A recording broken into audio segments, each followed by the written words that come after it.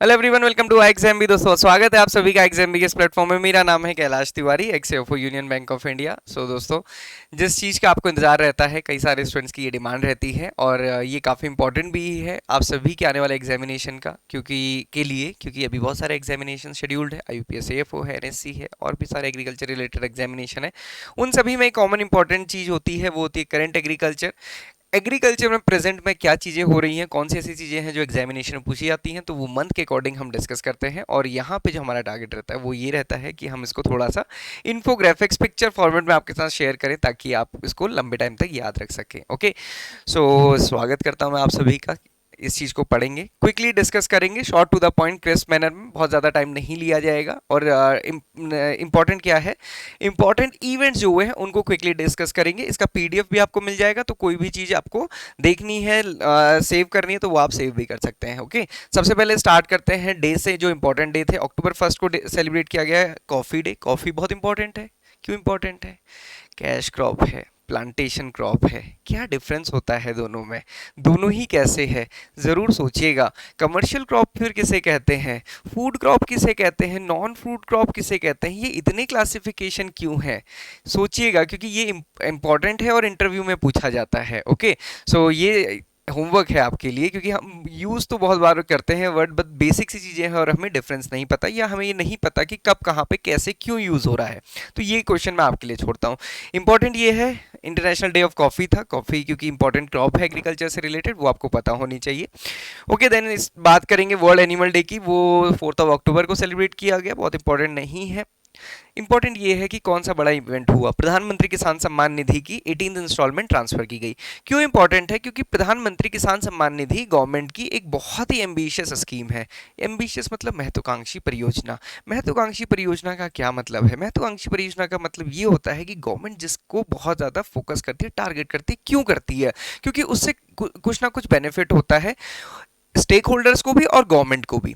इस बात को ऐसे समझिए कि इंडिया में भले ही एग्रीकल्चर, जो कि हमारा प्राइमरी सेक्टर होता है इकोनॉमी का, उसका शेयर भले ही 18% है टोटल जीडीपी में। जीवी contribution of agriculture and allied activities only 18%, but 54% से ज्यादा पॉपुलेशन अभी भी इस पर डायरेक्टली और इनडायरेक्टली डिपेंडेंट है। नॉट इनडायरेक्टली, बल्कि डायरेक्टली ही हम कह सकते हैं कि वो लाइवलीहुड और एम्प्लॉयमेंट जनरेशन के लिए इस पर डिपेंडेंट है। अब आप समझिए कितना इंपॉर्टेंट है। ओके, कुछ कुछ फैक्ट मैं अभी इसको आगे भी बताऊंगा, क्योंकि इसको हम डिटेल में डिस्कस करेंगे। फिर मैं वहां पे आपको बताऊंगा कि इसकी इंपॉर्टेंस कितनी है, या एग्रीकल्चर की इंपॉर्टेंस कैसे आप समझ सकते हैं। Very important for the upcoming examination, specifically for the IBPS AFO examination, because वहां पे नाबार्ड के ऐसे प्रोग्राम जो कि एग्रीप्रेन्योरशिप को फोकस करते हैं, उस पर क्वेश्चन पूछा जाता है। एसी एबीसी स्कीम का आपने कई बार क्वेश्चन देखा है। इस बार एग्रीश्योर फंड लॉन्च किया गया। अब ये एग्रीश्योर फंड है क्या? Agriculture fund for startups and rural enterprises. तो एग्रीकल्चर के लिए और रूरल एंटरप्राइजेस के लिए ये फंड लॉन्च किया गया है। ऑब्जेक्टिव क्या है? इन्वेस्टमेंट बढ़ानी है in innovative and high impact agriculture activities. High impact agriculture activities क्या होती है? प्रोडक्शन नहीं, मार्केटिंग नहीं, फिर क्या होती है? वो होती है वैल्यू एडिशन, या जिसको हम बोलते हैं processing, post harvest management. Marketing तो ठीक है, मार्केटिंग इंपॉर्टेंट है, बट वो बहुत हाई वैल्यू नहीं है। हाई वैल्यू क्यों? क्योंकि आप देखो, प्रोसेसिंग से आप टाइम यूटिलिटी बढ़ा सकते हो, फॉर्म यूटिलिटी बढ़ा सकते हो, प्लेस यूटिलिटी चेंज कर सकते हो, साथ ही साथ उसकी वैल्यू बढ़ाई जा सकती है, एम्प्लॉयमेंट जनरेशन किया जा सकता है, इन्वेस्टमेंट एग्रीकल्चर में होता है, जो कि अभी तक मिसिंग है। शेल्फ लाइफ हम कहते हैं कम है। भाई, हम शेल्फ लाइफ पे ही क्यों अटके हैं? हम सभी को पता है ना, उसके लिए बहुत सारी मेथड्स हैं, टेक्नोलॉजी है, जिसके थ्रू हम उसको स्टोर कर सकते हैं लंबे टाइम तक। तो वो हमारे एग्रीकल्चर से क्यों गायब है? तो वो सारी चीज़ों को प्रमोट किया जाए, इसलिए एग्रीश्योर फंड लाया गया है। Fund startups in the farm produce and value chain in rural enterprises, support startups in creating new rural linkages. क्योंकि देखिए, स्मॉल एग्री एंटरप्राइजेस होते हैं, जो हमारी लैंड होल्डिंग है बहुत छोटी है, फार्मर कहाँ जाके बेचेगा, कहाँ नेगोशिएट करेगा? तो फॉरवर्ड और बैकवर्ड लिंकेजेस बनाई जाए एफपीओस के थ्रू, और ये सारी चीज़ें, इसके लिए ये फंड लाया गया है। Invest in rural infrastructure, rural infrastructure में और जॉब क्रिएशन में, क्योंकि इंफ्रास्ट्रक्चर से ही जॉब क्रिएशन होती है, और एंटरप्रेन्योरशिप को डेवलप किया जाए, ये एग्रीश्योर का फोकस है। इसको जरूर पढ़िएगा, और भी डिटेल्स इसकी हमने पहले भी डिस्कस किया, आगे भी डिस्कस करेंगे।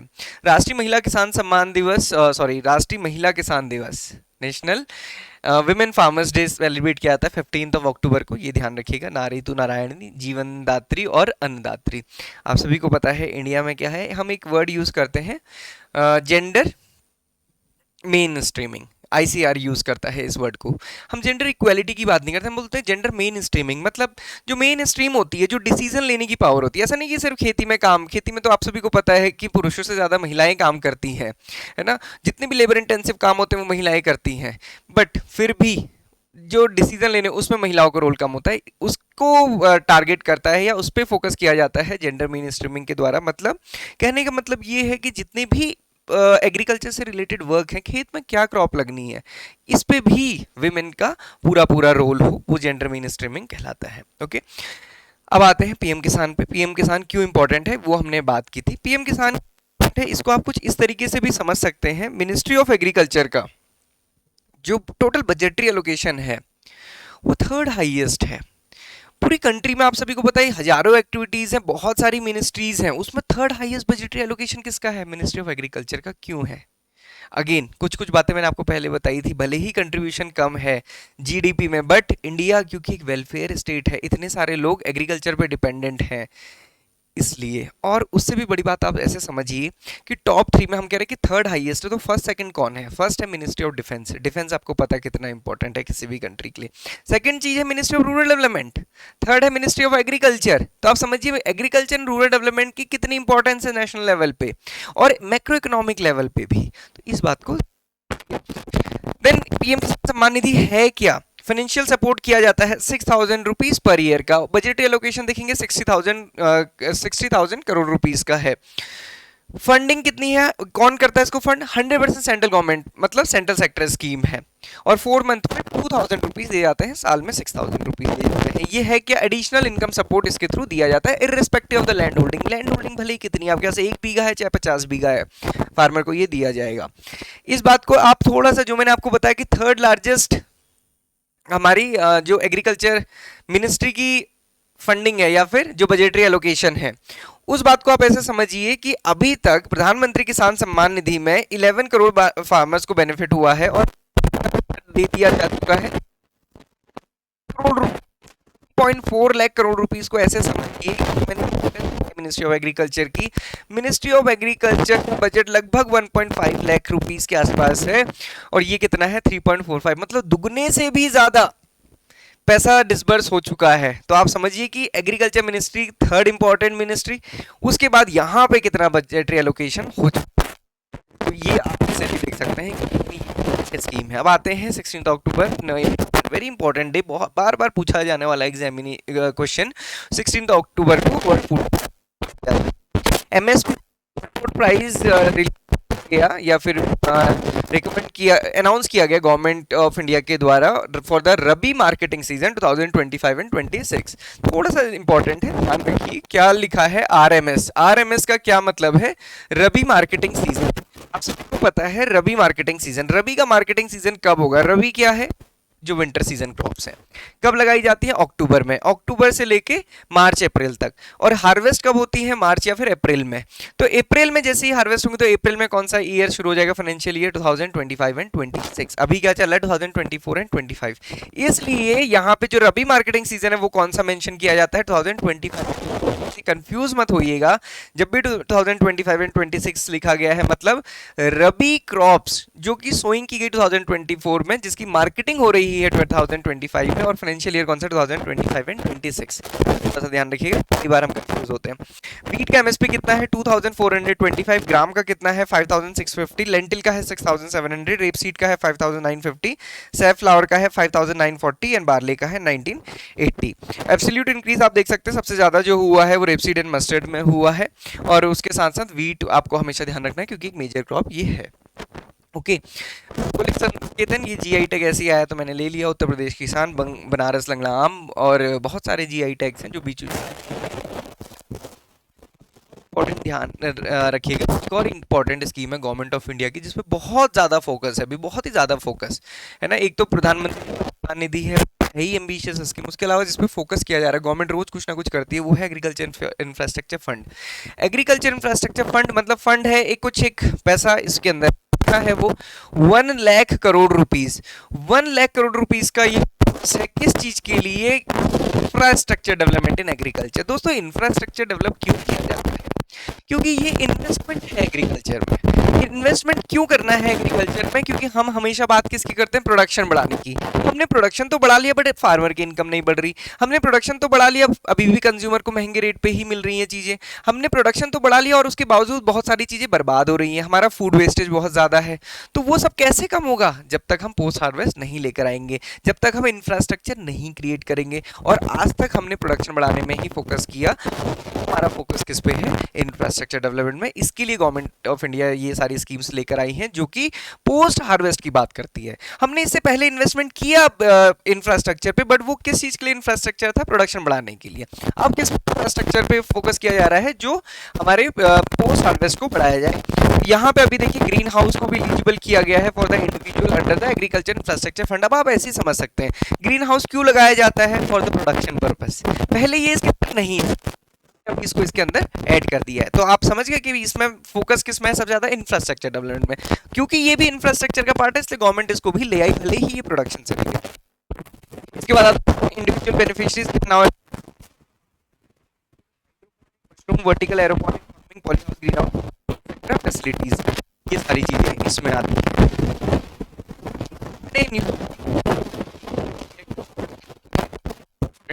ये समझना हमारे सेक्टर इंक्रीज और वीट अदर रबी क्रॉप्स। ये तो सिंपल क्यों होगी जो हमने देखिए एक्शन और inflation could rise 0.2% MSP hikes for crop agro.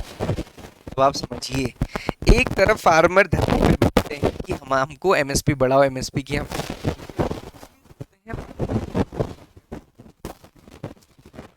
दूसरी तरफ आप ये भी समझिए कि जो हमारी 80 करोड़ पॉपुलेशन है उसको प्रधानमंत्री गरीब कल्याण अन्न योजना के थ्रू फ्री में राशन प्रोवाइड कर रही है। अब आप समझो कि कितना रेट बढ़ाया जाए वीट का कि किसान तो को सही रेट मिले बट यहाँ गरीब उसको खरीद भी ना पाए। तो ये सारी इक्वालिटी या फिर सारा बैलेंस गवर्नमेंट को बनाना होता है। ये सारे फैक्टर्स आपको समझने हैं क्योंकि आप पढ़ लिख चुके हैं, तो सारी चीजें आपको समझ होनी चाहिए। उसके ऊपर है इंटरनेशनल ट्रेड, जिस पे हम पे हमेशा आरोप लगते हैं कि इंडिया हमेशा ट्रेड को डिस्टॉर्ट करता है। क्यों, कैसे डिस्टॉर्ट करता है, क्यों डिस्टॉर्ट करता है? गवर्नमेंट कहते हैं, इंटरनेशनल फोरम में कहा जाता है कि इंडिया अपने फार्मर्स को बहुत सारी सब्सिडी देता है, एमएसपी की गारंटी भी देने वाला है या फिर की बात होती है, जिससे कि इंडिया के फार्मर्स बहुत अच्छा प्रोड्यूस करते हैं, बहुत ज़्यादा प्रोड्यूस करते हैं और फिर उसको इंटरनेशनल मार्केट में ले आते हैं।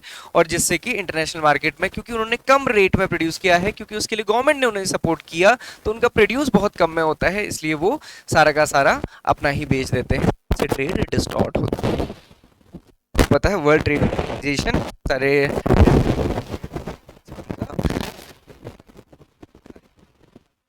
बहुत बड़ा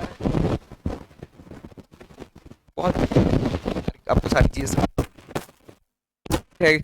यूएनएफसीसीसी की चीजें हैं, वहाँ पे भी इसमें कॉन्फ्रेंस ऑफ पार्टीज होता है, United nation framework for combating the climate change. तो उसमें फंड बनाया जा रहा है डेवलपिंग नेशन को। तो वहाँ पे कंट्रीज कहते हैं कि इंडिया डेवलप्ड नेशन है, जबकि आप सभी को पता है हमने बहुत तरक्की की क्योंकि हमारे गोल बहुत अच्छे थे और हमारी, हम कह सकते हैं हम सब बहुत मेहनती हैं। बट इसका ये मतलब नहीं है कि डेवलप है, क्योंकि पोल्यूशन किया इंडस्ट्रियलाइजेशन में, तब तो हमारे पास इंडस्ट्री नहीं थी, तब तो हमें जो हम कह सकते हैं अंग्रेज थे या ब्रिटिशर्स थे वो लूट रहे थे।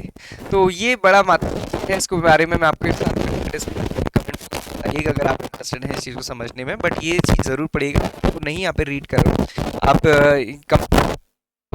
बॉक्स में मैं दे दूंगा, आप ज़रूर पढ़िएगा क्या है। कम बैक भारत में कृषि है, कहा गया, बहुत अच्छा आर्टिकल है, मैंने कई जगह शेयर हुआ सर्वे के बेसिस पे और पीएलएफ के डेटा के बेसिस पे इसको दिखाया गया कि जो agriculture sector share of workforce, जिसकी अभी हम बात करते हैं, मैंने आपसे कहा 5% ऑफ पॉपुलेशन डायरेक्टली इनडायरेक्टली। अब यहाँ पे आप देख सकते हैं एग्रीकल्चर सेक्टर का शेयर कितना है वर्कफोर्स में, जो काम करने वाले लोग हैं। यहाँ पे देखिए 1993-94 में 64.6% थे, आज कितना है 2023-24 में 46.1, जबकि 2022-23 में 45 था। मतलब यहाँ से यहाँ पे ये इंक्रीज हुआ है।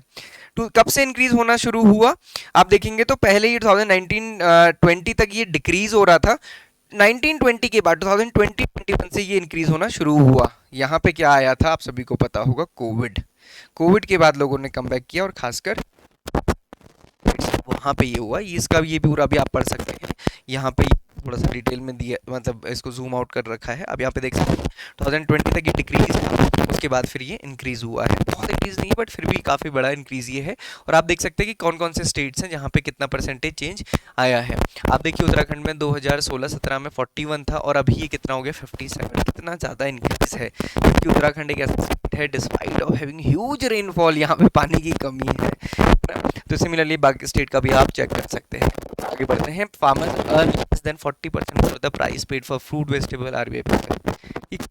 तो मतलब चिंता की बात है। आरबीआई की रिसर्च ने बताया कि जो फार्मर को less than 40% of the price paid, जो हम और आप फल खरीद के लाते हैं उसका 40% या उससे कम ही फार्मर को मिलता है। तो अब सोचिए 60% कहाँ जाता है। ये सारा क्यों है? क्योंकि इंफ्रास्ट्रक्चर थोड़ा सा वो भी कुछ हाथों में है ना, आर्टिफिशियल क्रिएट कर दी जाती है।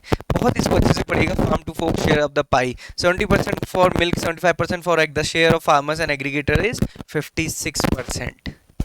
देखिएगा ये बहुत एक अच्छा है। इन्फ्लेशन कैसे इम्पैक्ट होता है, कैसे इन्फ्लेट की जाती हैं चीज़ें। और इंडियंस प्रोटीन डेफिशिएंट, ये आया था, इसको मैं अभी रीड नहीं कर रहा, इसको आप कर लीजिएगा, पढ़िएगा, थोड़ा सा हम क्विकली चलेंगे।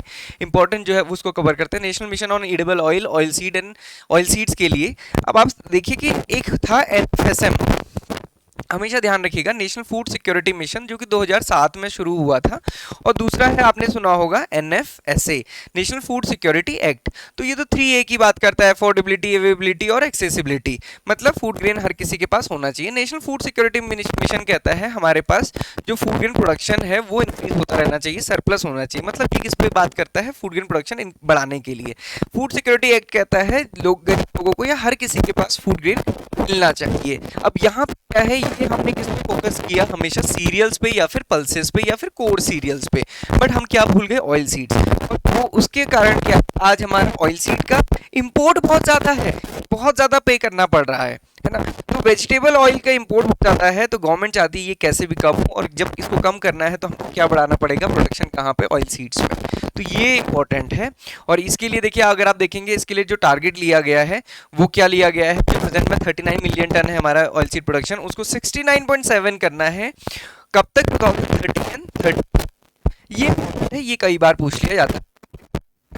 103 10,103 crore rupees. Okay, strategic initiatives. अब इसके लिए क्या कर रही है गवर्नमेंट? गवर्नमेंट ये कर रही है कि सीड क्वालिटी और अवेलेबिलिटी पे ध्यान। दिक्कत ही यही है क्योंकि seed is the basic input, है ना, but less than 60% is the seed replacement ratio.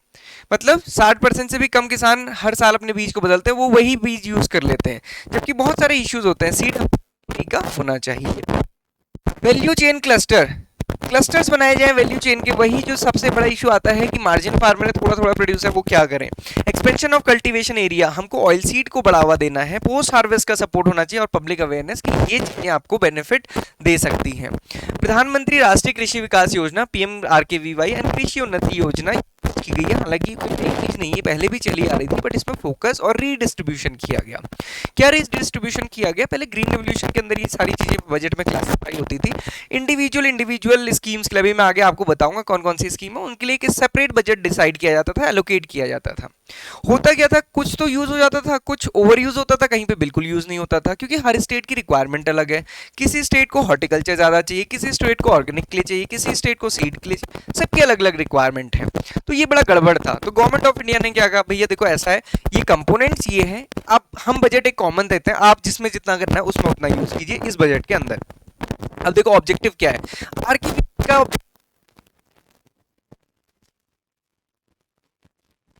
Food security और सेल्फ, एक बात कहते हैं कि हम सस्टेनेबल एग्रीकल्चर होना चाहिए, हम पूरा नुकसान ना पहुंचाएं। दूसरी तरफ कृषि उन्नति, मतलब वो बेसिकली रिसर्च ओरिएंटेड है, वो फूड सिक्योरिटी और सेल्फ सफिशिएंसी पे ध्यान दे कि हम सस्टेनेबल तो करें बट हमारे पास सफिशिएंट फूड ग्रेन भी हो, क्योंकि हमारी पॉपुलेशन भी बहुत ज़्यादा है। ओके, तो ये इसके लिए फाइनेंशियल आउटलुक, तो बहुत सारी जो छोटी छोटी स्कीम्स हैं, जैसे सॉइल हेल्थ कार्ड है नमसा है, उसके अंदर तो और सारे कंपोनेंट्स आते हैं, उन सभी का रेशनलाइजेशन कहाँ पे कैसी है, स्टेट्स को फ्लेक्सिबिलिटी दी जाए कि आपको जो यूज़ करनी है, आपके लिए जो ज़्यादा बेनिफिट है उसका फंड आप यूज़ कर सकते हैं, उसके लिए फंड्स आप यूज़ कर सकते हैं। मिशन मोड कंपोनेंट्स है, नॉर्थ ईस्टर्न रीजन पे थोड़ा फोकस किया जाएगा क्योंकि वहाँ पे पोटेंशियल अनटैप्ड है। एंड एनुअल एक्शन प्लान उसमें क्रिएट किया जाएगा। ओके, अब इसके कंपोनेंट्स क्या हैं आप देखिए, सॉइल, क्योंकि जब तक इरिगेशन नहीं होगा, और इरिगेशन के लिए हमें क्या चाहिए, वाटर। अभी वाटर कहाँ से आता है, रेनफॉल, है ना, जहाँ पे रेनफॉल ही ऑप्शन है मध्य प्रदेश में कहाँ से आएगा। रिवर लिंक ना हमारा ना चुटकियों का काम नहीं है कि इधर से जोड़ा उधर से जोड़ा, बट रेनफॉल है। अब वो रेनफॉल जब होता है तो हमारा वाटर बहुत वेस्ट होता है, तो उसको कैसे कर सकता जाइए। Agro forestry, PKVY, agriculture mechanisation, per drop more crop, crop diversification, RKVY, accelerator fund for agriculture startup. तो ये सारे कंपोनेंट इंडिविजुअल कंपोनेंट के लिए फिक्स बजट नहीं देंगे, हम आपको एक टोटल बजट दे रहे हैं PMRKVY में, आपको जो लगता है आपके स्टेट के लिए इंपॉर्टेंट है आप उसके अकॉर्डिंग बजट करो। तो ये फ्लेक्सिबिलिटी स्टेट्स को दी गई है। 18th इंस्टॉलमेंट रिलीज,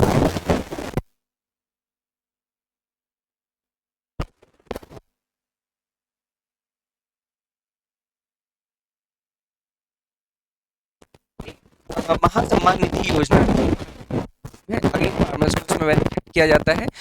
उसमें भी 1900 करोड़ रुपीस के फाइनेंशियल असिस्टेंस टोटल फार्मर्स को दी गई, उसकी फिफ्थ इंस्टॉलमेंट रिलीज की गई है। एग्रीकल्चर इंफ्रास्ट्रक्चर फंड्स में जो 7,500 प्रोजेक्ट्स थे डेडिकेट किए गए नेशन को 1920 crore. Okay, farmer producer organisation,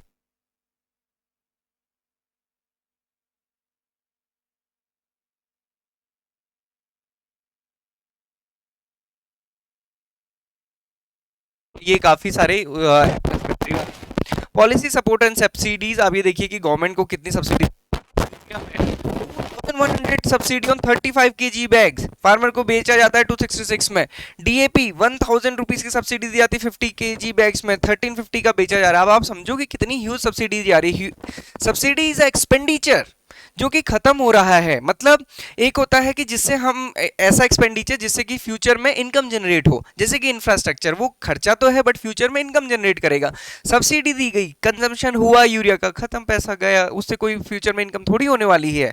तो ये काफी इंपॉर्टेंट है, ये एक्सपेंडिचर पार्ट में आते हैं, रेवेन्यू एक्सपेंडिचर, कैपिटल एक्सपेंडिचर कहा जाता है। क्लास में इसको डिस्कस करेंगे डिटेल में। एग्रीकल्चर सपोर्ट मेजर है, इंपोर्ट ड्यूटी वगैरह बढ़ाई गई ताकि हमारा जो लोकल प्रोड्यूस है उसको थोड़ा सा फोकस मिले। Live stock census, 20th live stock census हमारे पास डेटा उसका ऑलरेडी है। 21 स्टार्ट किया गया, सॉरी 21st सेंसस अनाउंस किया गया क्योंकि हमारे पास 20 लाइव स्टॉक सेंसस, जो लास्ट लाइव स्टॉक सेंसस है वो 2019 में हुआ था, 5 साल हो चुके हैं। तो ये अभी next live stock census launch किया गया, मतलब अभी डेटा लेने का काम किया जाएगा। देखिए live stock census every 5 year में होता है, उसके साथ साथ इंटीग्रेटेड सैंपल सर्वे कि कौन कौन सी ब्रीड्स वगैरह है, ये सारा सर्वे भी इसमें किया जा रहा है। ओके, और ये काफ़ी इंपॉर्टेंट है क्योंकि ये सभी को हेल्प करता है, ना सिर्फ सभी को। As per 20th census India के पास 303.76 बोवाइंस हैं, 74.26 मिलियन शीप हैं, 148.88 मिलियन गोट्स हैं एंड 851.81 मिलियन पोल्ट्री है। ओके, अभी कितना इसमें आएगा इस बार वो हम देखेंगे जब रिपोर्ट रिलीज होगी। World food day and India's commitment to the food security, तो इस बार की थीम आप देख सकते हैं, right to food for a better future. बाकी तो ये फूड वर्ल्ड फूड डे के अकॉर्डिंग या फिर उसके सराउंडिंग या फिर उसके आसपास की चीज़ें हैं, इसको इतना डिस्कस नहीं करते हैं, आगे बढ़ेंगे। इंडियाज़ फूड सिक्योरिटी इनिशिएटिव, ये इंपॉर्टेंट है क्योंकि फूड एक्ट फूड के साथ डिस्कस किया गया था। NFSA मैंने अभी आपके साथ डिस्कस किया, एक बात की हमने NFSM की, नेशनल फूड सिक्योरिटी मिशन की, दूसरी बात हमने करी नेशनल फूड सिक्योरिटी एक्ट की। ओके, नेशनल फूड सिक्योरिटी क्या है, सब्सिडाइज करता है फूड ग्रेन को up to 75% of rural population. Second, Pradhan Mantri Garib Kalyan Anna Yojana extended to provide free food grain for additional 5 year to 1.35 crore beneficiary. दोस्तों हमारी पॉपुलेशन कितनी है, 140 करोड़, कितने लोगों को फ्री में खाना देना पड़ रहा है, 81.35 करोड़ करोड़ बेनिफिशरीज हैं। इस बात को समझिए कि ये कितना बड़ा चैलेंज है गवर्नमेंट के लिए, और ये जितना बड़ा चैलेंज गवर्नमेंट के लिए है उतना ही प्रेशर किस पे है, एग्रीकल्चर पे। जितना प्रेशर एग्रीकल्चर पे आएगा उतना ही प्रेशर नेचुरल रिसोर्सेज पे आएगा। जितना नेचुरल रिसोर्सेज पे प्रेशर आएगा दोस्तों, क्लाइमेट चेंज, एनवायरमेंट, सस्टेनेबिलिटी, सभी चीजें स्टेक पे आएंगी। ओके, प्रधानमंत्री पोषण scheme, nutrition for the children in a government school allocate, मतलब जो मिड डे मील वो सारी चीजें रहती हैं। अंत्योदय अन्न योजना ना, वल्नरेबल इंडिविजुअल्स को ये दिया जाता है। राइस फोर्टिफिकेशन, इंडिया में कमी है उसके लिए एफसीआई करता है। Distributed 406 lakh metric tonne of fortified rice through the PDS involve nutrition, क्योंकि जब लोग हेल्दी होंगे तभी तो वो कुछ काम कर पाएंगे, और जितना काम होगा उतनी हमारी इकोनॉमिक डेवलप होगी। तो ये सारी चीज़ें उसी के लिए किया जाता है। प्राइस स्टेबिलिटी इनिशिएटिव, चाहे एमएसपी है, पीएम आशा है, ये सारी चीज़ें इसी के लिए हैं। देन लास्ट चीज़ है digitisation of the land records in the rural India. Digital land record की बहुत ज़रूरत है, क्योंकि क्या होता है, कागजी कार्रवाई में तो बहुत टाइम लगता है, और बहुत सारे फार्मर ऐसे हैं जिनके पास लैंड तो है बट रिकॉर्ड नहीं है। आपके पास ज़मीन तो है बट आपके पास उसके कागज नहीं है। दोस्तों, कागज नहीं है तो बैंक आपको लोन नहीं देगा। बैंक आपको लोन नहीं देगा तो आप उसमें कुछ कर नहीं पाएंगे जिससे कि एडिशनल इनकम हो। तो गवर्नमेंट ने कहा ये एक बड़ा चैलेंज है, हम डिजिटल सर्वे करेंगे और डिजिटल ही रिकॉर्ड प्रोवाइड कराएंगे। ये 2016 में लॉन्च की गई थी। 95% डिजिटाइज हो गए हैं, 6.26 लाख विलेज में। 68% ऑफ कैडेस्ट्रल में मैप्स डिजिटाइज किए गए। 87% of the sub registrar offices integrated किए गए इसके साथ, और ये 2025-26 तक बढ़ाया गया है। आधार इंटीग्रेशन, ये सारी चीज़ें भी इसमें की जा रही हैं। इसके अंदर क्या क्या इनिशिएटिव्स हैं, unique land partial identification number है, जेनरिक डॉक्यूमेंट सिस्टम है, ई कोड इंटीग्रेशन है, ट्रांसलिटरेशन ऑफ लैंड रिकॉर्ड्स है, भूमि सम्मान, ये सारी चीज़ें, मतलब सिंपल सी बात समझिए, डिजिटाइजेशन ऑफ लैंड रिकॉर्ड्स होगा तो सारी चीज़ें ही आसान होगी, और ये वही सारी चीज़ें जो हमारे लैंड डिपार्टमेंट्स में होता है। So these are initiative related to the digital India land records modernisation programme. Okay, so ये ध्यान रखिएगा। This is all for today दोस्तों, ये था अक्टूबर से रिलेटेड। आई होप कि मैं कम समय में, हालांकि 26 मिनट्स हो चुके हैं, आपको डिलीवर कर पाया हूँगा। थोड़ा सा हमने असेसमेंट भी किया है, चीज़ों पे हम कह सकते हैं गहन चिंतन या फिर डिस्कशन किया है। आपको ये डिस्कशन कैसा लगा ज़रूर बताइएगा, आपके अपने पॉइंट्स मुझसे ज़रूर शेयर कीजिएगा। This is all for today दोस्तों, बहुत बहुत धन्यवाद आप सभी का इस वीडियो को अंत तक देखने के लिए। धन्यवाद।